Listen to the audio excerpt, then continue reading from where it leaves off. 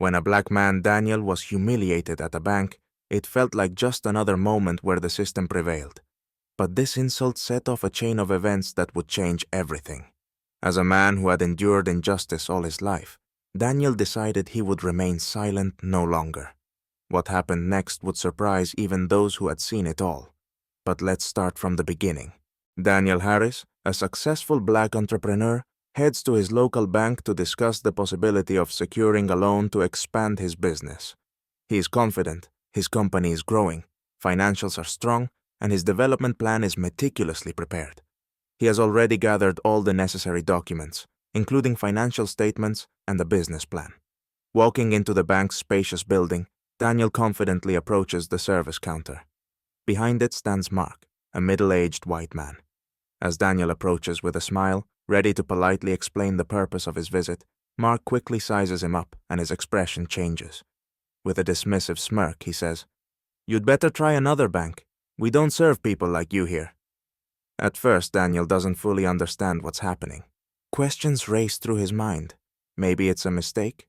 He politely asks, "Excuse me, I'm here to discuss a business loan. I have all the documents." Mark merely scoffs and turns away, as if Daniel isn't even there, with an air of arrogance and disdain on his face. Daniel feels a surge of anger and humiliation welling up inside him. He's faced discrimination before, but this moment, where the future of his business is on the line, feels especially painful. Trying to stay calm, Daniel addresses Mark again, but Mark deliberately ignores him, attending to another customer. In that moment, Daniel realizes this isn't just a misunderstanding, it's outright racial discrimination. Feeling deeply humiliated, he turns and leaves the bank, fists clenched in anger. His thoughts race. How could this happen? He had prepared for everything, except this kind of treatment. But rather than giving up, Daniel decides this incident will not go unanswered. When Daniel gets home, his thoughts are still racing. The insult he faced at the bank haunts him. Mark's words echo in his mind, but instead of breaking down, he begins to analyze the situation. This wasn't a random occurrence, and he knows that such instances of racism are all too common for other black people as well. He decides something must be done. The next morning, Daniel wakes up with a clear plan. Simply filing a complaint isn't enough for him. He wants more. He wants to change the system. He starts researching the bank's history, its owners, and its financial structure. As it turns out, the bank is part of a large financial group that owns several other institutions in the region. But Daniel isn't just gathering information on the bank. He's also looking into who supports it from within and from outside. Within a few weeks, Daniel reaches out to influential business people and investors he knows from his own entrepreneurial experience. He has a clear vision. If he can get their attention and secure investments in another competing bank, he could change the game. His goal is to undermine the discriminatory institution's position. But that's just the beginning. Daniel also finds a lawyer who specializes in discrimination cases. Together, they prepare a lawsuit against the bank. Daniel knows that one lawsuit won't bring down the entire system, but it will be the first step in the fight against corporate racism. He plans to draw public attention to the case, stir up outrage, and launch a social media campaign. Every day, Daniel dedicates himself to research and planning. His confidence grows, and he now sees not just an insult, but an opportunity. He meets with the right people, prepares documents and strategies. His internal conviction grows stronger. He won't just get justice, he'll surpass those who once humiliated him. A month passes. Daniel is now deeply involved in the process. His lawsuit against the bank is gaining attention in the media and on social media. People start sharing his story, and a wave of outrage against discrimination grows. Others who have experienced similar incidents with the bank join him, forming a coalition against corporate racism. Daniel becomes the face of this movement, giving interviews and posting on social media, where his posts receive thousands of likes and shares.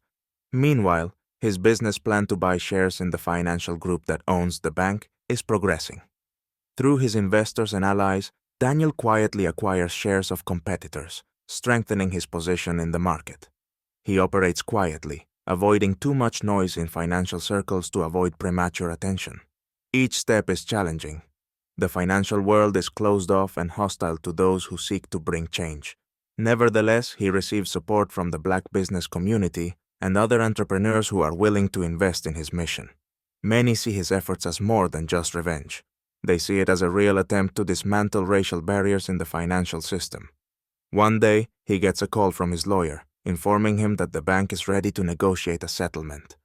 They don't want a public trial and are offering a large compensation to settle the case. But Daniel refuses. He's not in it for the money. His goal is broader. He wants to see real change. While this legal battle unfolds, Daniel's financial strategy reaches its climax. He now controls a significant portion of the financial group's shares, and if everything goes according to plan, he'll soon have decisive influence over its management. A few more weeks pass, and Daniel brings his strategy to its final stage. As a significant shareholder in the financial group that owns the bank, he finally has a voice at the shareholders' meeting. This is the moment he's been preparing for all along. His strong legal and media offensive, supported by his community, has put the bank's leadership in an uncomfortable position. At the shareholders' meeting, Daniel addresses the other owners, clearly stating his position. He presents a detailed plan for reforming the bank's corporate culture, designed to root out any form of discrimination. His message is clear: either change or face further damage to the bank's reputation amidst the public outcry. The media continues to cover his struggle, and many shareholders realize that resisting these changes could lead to significant financial losses. The bank's leadership sees no way out but to agree to Daniel's demands.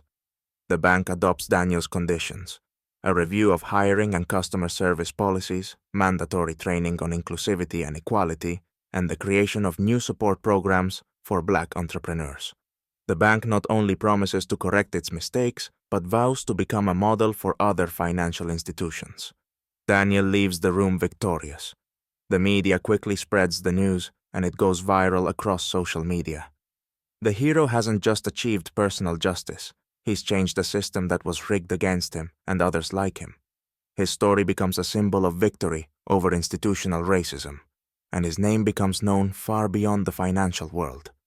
Now holding partial control of the bank, Daniel intends to transform it into a place where everyone, regardless of skin color, can receive equal treatment and respect.